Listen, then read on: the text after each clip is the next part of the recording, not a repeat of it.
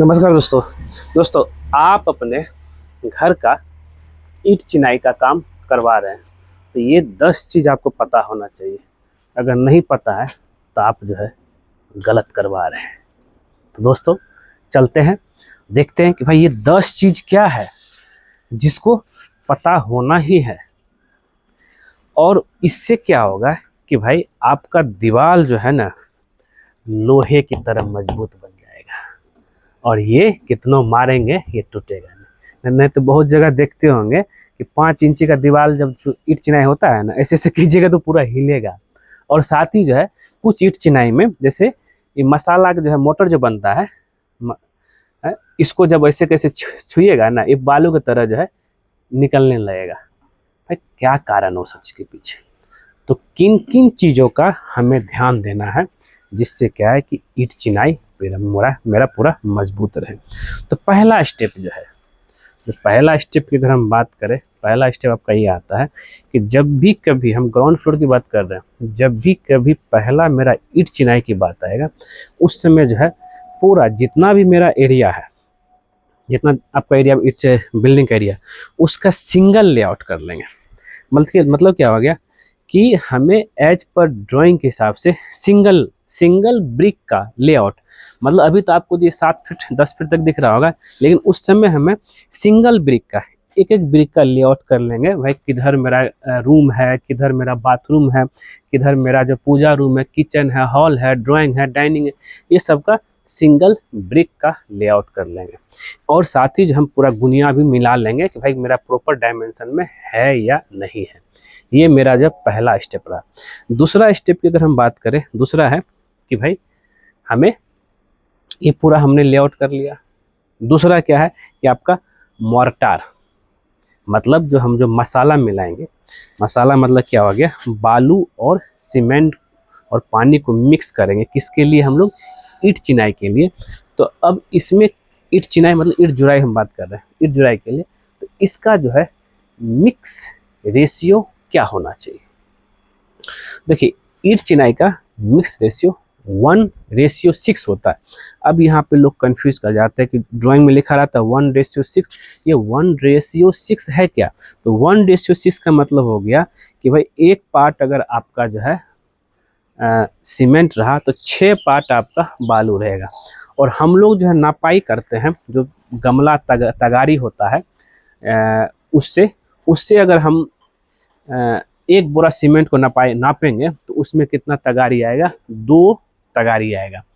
अगर 2 तगारी उसमें आ रहा पूरा भर करके, तो उतना ही भर के हमको, तो एक तगारी में 6 होना चाहिए। तो एक बोरा सीमेंट में 2 तगारी हुआ, तो 2 × 6 कर देंगे तो 12 तगारी हमको बालू मिलाना है। मतलब एक बोरा सीमेंट में 12 गमला 12 तगारी बालू मिला करके फिर पानी मिला करके उसको हमको मोर्टार तैयार करना है। दूसरा सबसे इम्पोर्टेंट चीज़ है मोर्टार का रेशियो। ईंट जुराई में मोर्टार का रेशियो जो रहेगा 1:6 रहेगा। अगर बोरा के लेकर चलेंगे, एक बोरा में 6 गमला आपका बालू मिलेगा। अब बात कर लेते हैं, ये तो हो गया। अब अगर हम बात करें बाहरी दीवार की, बाहरी दीवार की जब लेआउट करेंगे उसकी मोटाई रहेगा मेरा कितना? 9 इंची का। जरा ध्यान दीजिएगा, बाहरी दीवार, जितना भी बाहरी दीवार यहाँ देख रहे हैं, इसकी मोटाई आपका 9 इंची है। और अगर हम अंदर की दीवार की बात करें, देखिए 5 इंची का है, यहाँ दिख रहा होगा। अंदर की दीवार जो मेरा रहेगा पार्टीशन, वो मेरा 5 इंची का रहेगा। ये मेरा अंदर की दीवार 5 इंची का। और यहीं पर अगर हम चलेंगे बाहरी दीवार, तो बाहरी दीवार देखिए कितना है मेरा? 9 इंची का। तो क्लियर? तो बाहरी आपका कितना हो गया? तो यहाँ पर कितना पॉइंट कवर किया हमने? टोटल यहाँ पे हमने पॉइंट कवर किया, जरा ध्यान दीजिएगा।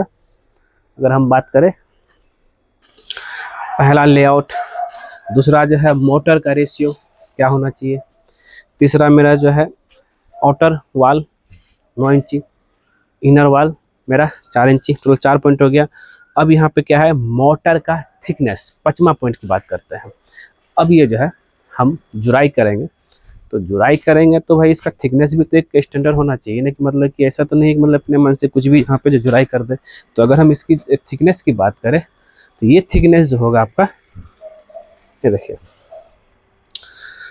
थिकनेस अगर हम देखेंगे तो इस ईट जुराई से इस जुराई की थिकनेस जो रहेगा 1/2 इंची का रहेगा। इससे इसके बीच का गैप जो रहेगा 1/2 इंची का रहेगा। एक 1/2 इंची स्टैंडर्ड। हाँ, कहीं कुछ जगह पे लेवल मिलाने के लिए आपको जो है 3/4 इंची लेकर के जा सकते हैं। तो मोर्टार का जो थिकनेस हुआ वो कितना रहा आपका 1/2 इंची।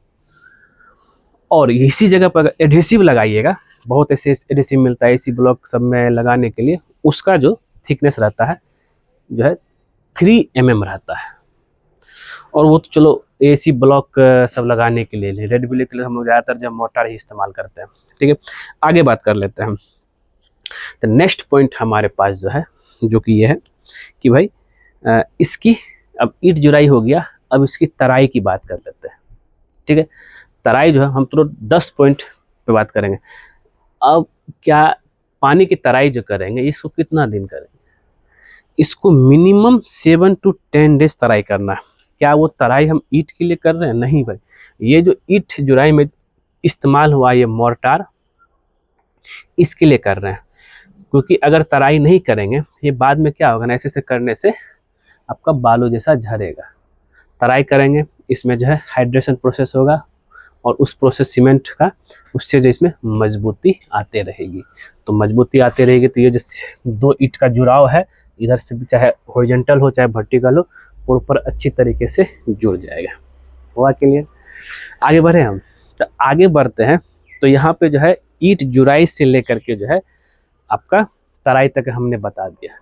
अब एक सबसे इम्पोर्टेंट चीज़ आता है कि इसका स्टेप बाय स्टेप, वो बहुत ज़रूरी है जानना कि भाई पहले कितना हाइट तक करे, फिर उसके बाद कितना हाइट तक करे, वो आपको जान गए तो बेहतर रहेगा। जिससे क्या है कि आपको कोई भी तरह का कन्फ्यूजन नहीं होगा। अब इसकी हम अगर एक हाइट की बात कर लेते हैं तो किस जगह पे, हाँ हम इस जगह पे लेके चलते हैं। यहाँ से मेरा पूरा कवरेज है। तो पहले कितना हाइट तक होना चाहिए, उसके बाद कितना होना चाहिए, एक स्टैंडर्ड ज़रा समझिएगा। अब यहाँ देखिए हम यहाँ पे डीपीसी से लेकर चलते हैं। तो सबसे पहला जो स्टेप होता है वो है कि भाई ये जो मेरा डीपीसी लेवल है, देख रहे हैं डीपीसी लेवल से पहला स्टेप, पहला दिन जो हम ईंट जुराई करेंगे उसकी हाइट ओनली होगी मेरे कितना, 3 फीट तक। पहला स्टेप 3 फीट तक ही जो है हमें ईंट की चिनाई करना है, पहला स्टेप हो गया। दूसरा, हमको कितना, 3 फीट तक पूरा जितना भी आपका बिल्डिंग में है 3 फीट तक पूरा आपको ईंट चिनाई कर लेना है। तब जा करके, और जो पहला दिन जो लेआउट जो करे सिंगल ब्रिक का, उसमें जहाँ पे दरवाजा है उसको छोड़ना है। जब मेरा 3 फीट तक आ जाएगा तब मेरा जो है खिड़की कहाँ कहाँ आ रहा है उसको ध्यान में लेकर चलना, जरा समझिएगा। तो खिड़की जो जहाँ जहाँ आ रहा है देखिए इसे, तो खिड़की तक हमने जुराई कर दिया। अब खिड़की से ऊपर पहला 3 फीट, और साथ ही उसके बाद कॉलम को भी आपको जो देखेंगे, कॉलम को भी 3 फीट तक पहले ढलाई कर देना, समझे बात को। कॉलम को भी जहाँ जहाँ कॉलम आ रहा है उसको 3 फीट तक ढलाई कर दे। फिर आता है कि इस 3 फीट से, जरा समझिएगा, 3 फीट हाइट से लेकर के अब यहाँ पे टोटल 4 फीट हाइट तक मुझे जोड़ना है। अब ये 4 फीट सर क्यों लिए, तो 3 + 4 हो गया 7 फीट मेरा स्टैंडर्ड हाइट होता है। क्या चीज़ का, लिंटल बीम का। हुआ क्लियर? तो लिंटल बीम का मेरा 7 फीट हाइट तक हो गया। अब जहाँ जहाँ मेरा खिड़की आ रहा है, रूम का सेंटर निकाल करके खिड़की का जो साइज दे रहे हैं 5 फीट दे रहे हैं, 5 फीट आप छोड़ दीजिए। 4 फीट दे रहे हैं, 4 फीट छोड़ दीजिए। इक्विवेलेंट, ऐसा ना कि खिड़की जो है कोई एक साइड ना हो जाए। पहले सेंटर निकाल लीजिए, पूरा ये जो रूम का मार्किंग कर दीजिए। अगर 5 फीट है, इस सेंटर से 2.5 फीट इधर, इस सेंटर से 2.5 फीट इधर करना है। हुआ क्लियर? अब आता है कि ठीक है सर, अब जो है लिंटल, अभी हम स्टेप बाय स्टेप कैसे ईंट जुराई करना वो बता रहे हैं। फिर से हमको कॉलम ढलाई कर देना है। फिर अब आता है लिंटल बीम की ढलाई। लिंटल बीम हमको 6 इंची का ढलाई करना है। टोटल कितना हो गया, डीपीसी से 7 फीट 6 इंची। ठीक है, और मेरा जो 11 फीट हाइट क्या है, सीलिंग का हाइट है, सॉरी छत का हाइट है, जिसमें जो है 1 फीट का बीम दे रहे हैं मान लीजिए, तो उसके हिसाब से अब जो हाइट रहेगा इस लिंटल से ये बीम का बॉटम तक 2 फीट 6 इंची लेके चलना है, समझे जी। तो ये एक प्रोसेस है स्टेप बाय स्टेप। अब ऐसा थोड़ा है कि मतलब कि पहला दिन क्या हुआ, ये दीवार को पकड़े 2 कॉलम के बीच में नीचे से लेकर पूरा ऊपर तक चढ़ा दी, ऐसे नहीं होता है। पहले 3 फीट तक, फिर 4 फीट तक, तो 7 फीट हो गया, फिर लिंटल बीम का ढलाई होगा 6 इंची का, फिर उसके बाद जो बचा ऊपर 2.5 फीट 2 फीट 6 इंची तक का हमें करना है। हुआ क्लियर? तो अब नेक्स्ट जो स्टेप है आपका 7वां स्टेप, कि जिस समय ईंट ज्वाइंट करते हैं उस समय कोशिश कीजिए कि भाई उसका जो, अगर आप यहाँ पे देखेंगे ग्रूव का जो है ज्वाइंट ये फिल कर देना।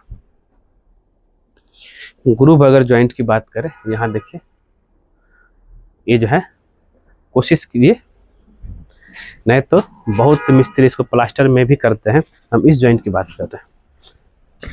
ये जो ज्वाइंट है इसको भर देना है, गैप नहीं छोड़ना, और भर देने के बाद आप जो है, सॉरी ज्वाइंट को भर देना है और हल्का सा ग्रुप बना देना है। नहीं तो आप जो है इसको अगर रिसेंट ही जो है प्लास्टर करना चाहते हैं तो आप जो है कुछ इस तरीके से छोड़ सकते हैं, जिससे क्या कि प्लास्टर के लिए यहाँ पे ग्रुप बन जाएगा और प्लास्टर भी आप आराम से कर सकते हैं। नहीं तो फिर जो है प्लास्टर के लिए जैसे इस तरह ग्रुप बनाइएगा ना, फिर कुछ इस तरह के लाइनिंग का जो है ग्रुप बनाना ही पड़ता है। तो ये भी, हाँ उसमें ये है कि भाई कि प्रॉपर ये भरा हुआ होना चाहिए, ऐसा ना हो कि इस साइड से देख रहे हैं ये दोनों के बीच से उधर वाला भी दीवार दिख रहा है, वो गलत है। बहुत मिस्त्री ऐसे करते हैं। और जिस समय आप ईंट जुड़ाई करेंगे, नम्मा पॉइंट है मेरा, उस समय याद रहे कि भाई ये जो है अलाइनमेंट नीचे से लेकर के ऊपर तक मेरा अलाइनमेंट पूरा 90 डिग्री में बढ़ रहा है कि नहीं, इस चीज़ को चेक करने के लिए हमें प्लम बॉब का इस्तेमाल करना पड़ेगा। समझे बात को? Plum Bob. और ये हॉरिजेंटल लाइन मेरा सीधा है कि नहीं, इसको चेक करने के लिए थ्रेड, सूता, और साथ ही जो है वाटर लेवल पाइप, कि अगर मैं फर्स्ट टाइम में जो है 3 फीट हाइट कर रहा हूँ, 3 फीट मार्किंग वहाँ भी देना है और 3 फीट मार्किंग इधर भी देना है। तो जैसे जैसे हाइट इधर हम जो है लेयर बाय लेयर चढ़ाते जा रहे हैं, तो उधर भी माप, नीचे से माप ही करेंगे भाई कि हाँ कि इधर मान लिया जाए कि ये 3.5 इंची पे है, फिर ये आपका 6-6.5 इंची पे, इस तरह से अगर आ रहा है, इधर भी मार्किंग होगा उधर भी, और वहाँ वैसे ही थ्रेड मतलब सूता लगेगा दोनों, और सूता लगा करके इसको जो हमें जो है सीधा हॉरिजेंटल लाइन सीधा हो गया। तो यहाँ वर्टिकल अलाइनमेंट और हॉरिजेंटल लाइन दोनों एकदम पूरा सीधा होना चाहिए, एक ये हो गया। अब नेक्स्ट क्या आता है कि इस चीज़ को करने के लिए आपका एक और चीज़ है कि भाई 2 गो मिस्त्री होना चाहिए, नहीं तो बहुत लोग एक गो मिस्त्री में करता है। एक मिस्त्री में करने से क्या होगा कि प्रॉपर जो है अलाइनमेंट भी सीधा नहीं रहेगा, हॉरिजेंटल ना वर्टिकल रहेगा, और फिर पता चला कुछ ईंट ऊपर है, कुछ नीचे है, कुछ आगे पीछे, इस तरीके से हो जाएगा। इसलिए मिनिमम 2 मिस्त्री ईंट जुड़ाई में जो बेहतर रिजल्ट मिलता है हमें। ठीक है दोस्तों, तो ये था जानकारी दोस्तों, 10 ऐसे पॉइंट, और यही 10 पॉइंट को अगर याद रखिएगा और खास करके क्यूरिंग कीजिएगा, देख रहे हैं लोहे की तरह मजबूत बनेगा आपका दीवार। नहीं तो ऐसे मारिएगा तो जो है ये जो यहाँ से भी बालू भी निकलेगा। खैर वो अलग चीज़ है। मिलते हैं नेक्स्ट वीडियो में कुछ नए टॉपिक के साथ। आज के लिए बस इतना ही, और उम्मीद करते हैं वीडियो पसंद आया होगा। पसंद जरूर उसको लाइक कीजिए, शेयर कीजिए, कमेंट कीजिए, और खास करके हमारे चैनल को सब्सक्राइब कर दीजिए, क्योंकि जैसे आप हमारे चैनल सब्सक्राइब करेंगे उसके बगल में बेल आइकन बन जाएगा, सब क्लिक कर दिए। उससे बेनिफिट बस होता है जब सिविल इंजीनियर पर हमारा कोई नया वीडियो लेके आएगा सबसे पहले आपको नोटिफिकेशन में दिखेगा। वीडियो देखने के लिए धन्यवाद दोस्तों।